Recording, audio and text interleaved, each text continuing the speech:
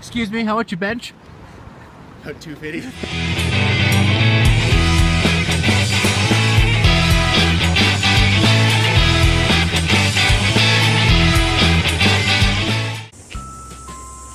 What's going on, YouTube? Coming at you from the very beautifully green and shady comfort of my own backyard. Today we're going to give you a pretty informative video on hand health and why it's important to keep good care of your hands after lifting heavy, especially if you're using properly knurled bars. Your hands can get quite ripped apart. So over the screen I'm going to put a couple images of Benjamin's hands before a deadlift session, just after a couple regular training days, and then we're going to show an example of Benjamin's hands after they ripped. So on the screen you're going to see Benjamin's hands after they ripped, and the reason why they ripped is, one, due to the actual equipment we were using. The plate's center hole, or whatever you want to call it, doesn't exactly fit on the bar properly, so when you're deadlifting it moves around quite a bit, so this leads to quite a bit of chafing in your hand. But also Benjamin could have been quite a bit more on top of his hand health, and so we're going to give you some tips on how to fix that.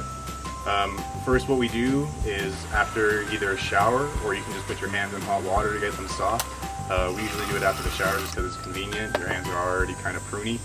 So pretty much what you do is you just take the pumice stone and you slide it side to side and up and down and try to get the calluses to be reduced.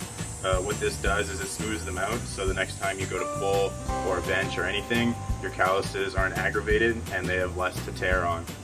After you reduce your calluses with the pumice stones when they were soft, you're going to want to moisturize your hands, and this is kind of just to like solidify what you've just done to your hands, and this is a time you want to kind of relax and not really do so much with your hands. You want to let the moisturizer really settle in, and in Benjamin and I's experience, what we've done is we like to moisturize 2, maybe even 3 times a day for our hands, even on days where we dose pumice stone, because we find it just helps keep ahead of the dryness that comes with using chalk every day at the gym. So I'm just going to throw up a quick clip of Joe Sullivan's last meet. He's a 220, 242 lifter that I kind of admire quite a bit. He's quite a strong dude, and he's got great form, and he's also super genuine. So if you'll see, this is actually his 3rd deadlift attempt, and I believe he tore his callus on the 1st attempt, and he was just bleeding a lot, so there was no way he was going to get it.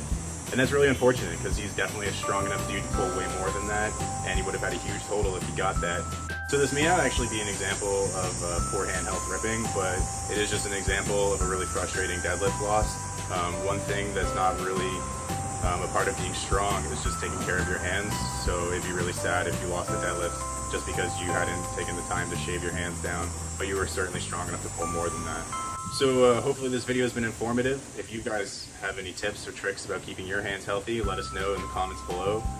These are just some of the things that we found have helped us, and we'd love to share them with you. So gonna give a quick bicep shot, and see you in the next one.